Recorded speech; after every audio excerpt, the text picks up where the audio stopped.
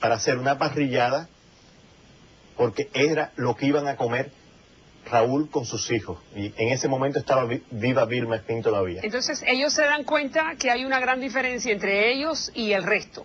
Y les remuerde la conciencia. En algún momento de esas conversaciones que tú tuviste con ella, ¿se da ella cuenta del hambre que pasan los cubanos? Yo pienso que no. Yo pienso que la conciencia no se le remuerde en ningún momento. Yo pienso que quien no tiene conciencia no puede hacer uso de ella. Yo pienso que ellos creen que están por un poder divino, al ser los hijos de, tienen todos estos derechos. Tienen derecho a tener, por ejemplo, 4 coches en su casa, cuando el cubano de a pie apenas puede tomar una guagua en Cuba y en La Habana. Sin embargo, ellos tienen 4 coches. Ellos tienen el coche de Paolo, el coche de Mariela para ir y venir al trabajo. Tienen un coche donde la escolta, una persona de total confianza, les hace todos los mandados. Y la hija mayor de ese primer matrimonio tiene un coche también. Todos coches rusos Lada, pero muy buenos. Te pregunto esto porque como sabemos que Mariela siempre da la cara de ser la más liberal, de la que está preocupada por los derechos de los homosexuales, de la que quiere hacer un tipo de acercamiento con los artistas. Entonces, esta es la cara que el mundo compra de que ella no es igual a su papá. Yo pienso que lo más parecido a Raúl Castro es Mariela Castro y todos sus hijos. Todos van a querer seguir viviendo. Todos van a querer seguir chupando de esa teta. Yo pienso que no son diferentes, que no es más liberal porque quiera algunos derechos para los homosexuales. Yo pienso que está bien que los homosexuales tengan todos los mismos derechos, no sé, bueno, eso tal vez es algo que no nos atañe discutir ahora aquí. Pero es que hay muchos más derechos. Es decir, es que solo no se puede ser homosexual para que te defiendan tus derechos. Y el pueblo de Cuba, a ver, y los derechos del pueblo de Cuba, ¿dónde están? Los derechos a viajar, a ser libre, claro, a poder agruparte con tu familia, el derecho a que no te torturen. Eso es lo que estamos pidiendo todos los cubanos. Ahora, por eso te preguntaba si ella, que da la cara, o por lo menos ante la comunidad internacional, de estar deseosa de que los cubanos tengan esos mismos derechos. Te pregunto entonces, cuando ella te contrata a ti, ¿a qué te contrata? ¿Qué es lo que te pide que tú le hagas en esa casa? Yo vengo un poco recomendado por el ministro de Cultura. Ya había hecho algunos otros trabajos para dignatarios y a través del ministro de Cultura de Abel Prieto, y de Abel Prieto, efectivamente, y de algunas obras que había hecho en la Batalla de Ideas que dirigía el defenestrado Otto Rivero, pues ya me precedía cierto prestigio en mi labor, de lo cual yo me siento muy orgulloso. Entonces, se me dio esta tarea, se me encomendó esta tarea, se me dijo, vas a ir a hacer tal tarea de decoración y restauración en una casa donde necesito que seas muy discreto. Okay. Y cuando me persono en la dirección, entonces me di cuenta de a quién yo le iba a hacer el trabajo. ¿Y quién sale a la puerta? Pues a la puerta personalmente Mariela Castro Espín. Personalmente, fue quien me atendió. ¿Y cómo te recibió? Llegamos a tener, pues muy normalmente. Es decir, todas estas personas no dejan de ser personas, aunque sean monstruos en su actuar.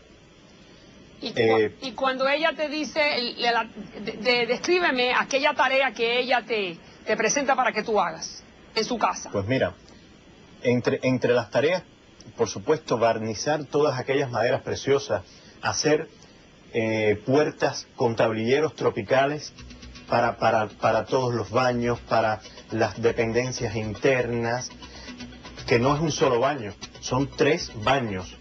3 baños con 5 o 6 dormitorios, si mal no recuerdo, con un lujo, con una amplitud que pudieran salir para una familia normal, casi 5 casas de la casa de Mariela.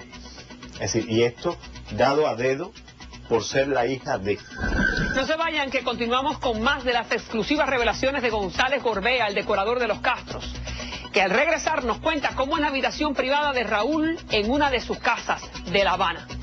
Ahora los dejo con detalles de cómo operan en la frontera los norteamericanos para parar el tráfico de armas hacia México. Los carros que entran a los Estados Unidos son revisados minuciosamente. Los carros que van a México no. Será porque no tienen el presupuesto para revisar cada vehículo. Ni siquiera aplican la fórmula de 1 de cada 10. De manera que es un juego de dados para ellos. Si los traficantes colocan 5 AK-47 en 5 carros y uno de ellos es detenido, los otros 4 pasaron. No se hacen envíos de grandes cantidades de armas a México. Las mulas cargan drogas a través del desierto. Esta no es una práctica regular con las armas. Lo común es meterla en los carros y esperar a no ser detenido. Las pueden tratar de esconder, pero en muchos casos meten 20 armas en la maleta del carro y esperan no ser detenidos.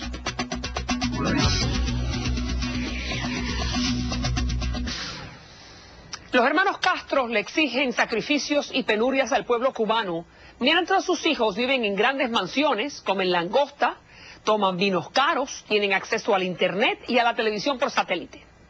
El artista cubano Pedro Laín González es uno de los pocos testigos de esta dolorosa verdad, porque mientras decoraba la casa de Mariela y de Raúl, pudo ver con sus ojos todo el lujo que rodea a la familia.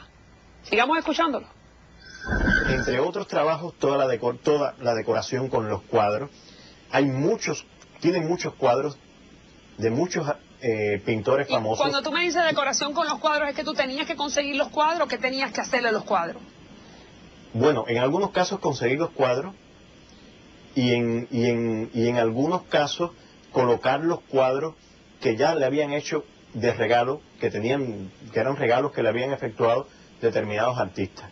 Recuerdo mucho un cuadro de Fabelo dedicado por Fabelo, uno de Mendive dedicado por Mendive. Recuerdo también de Cacho, es decir, cada uno tiene una pequeña mini colección. Pero aparte de los cuadros de los pintores y de los artistas de esta época, pues mira, tienen obras de arte de casi todas las casas que decomisaron, de todas las casas que tuvieron que dejar en los años 50 y 60 sus propios dueños para huir de la dictadura en Cuba. Ok, dime uno de esos cuadros que tú te recuerdas. ¿De qué artista?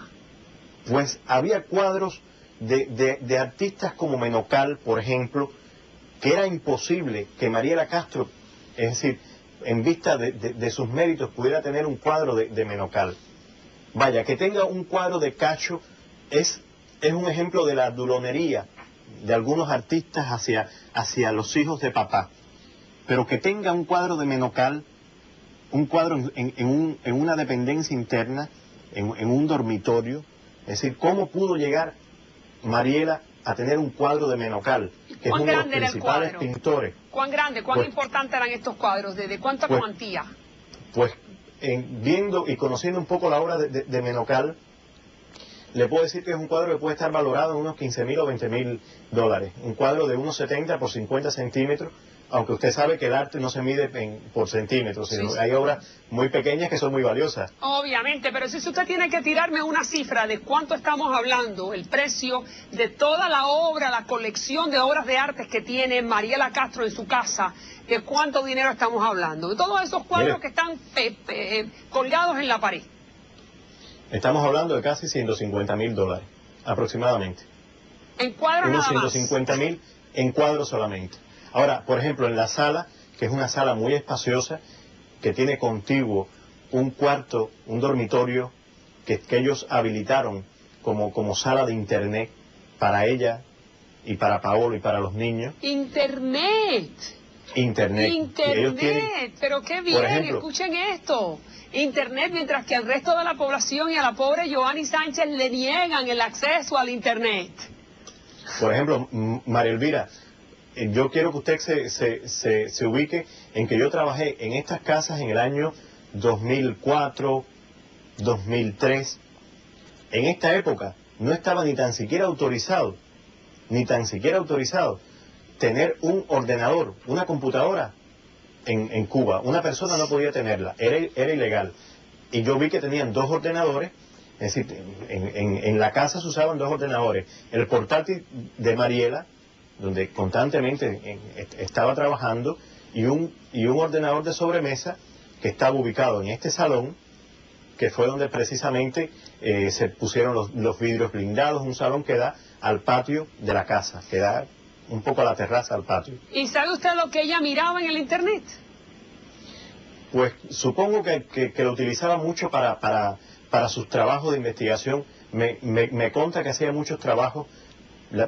Había un grupo reducido de 2, 3 investigadoras que eran, aparte de eso, sus subordinadas en el CNC, que la visitaban y se pasaban largas horas.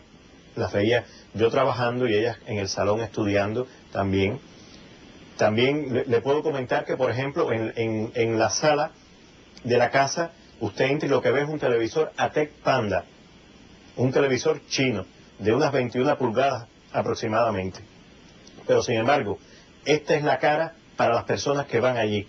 Yo que me introduje en los dormitorios, le puedo comentar que, por ejemplo, en los dormitorios tenían pequeñas pantallas de plasma.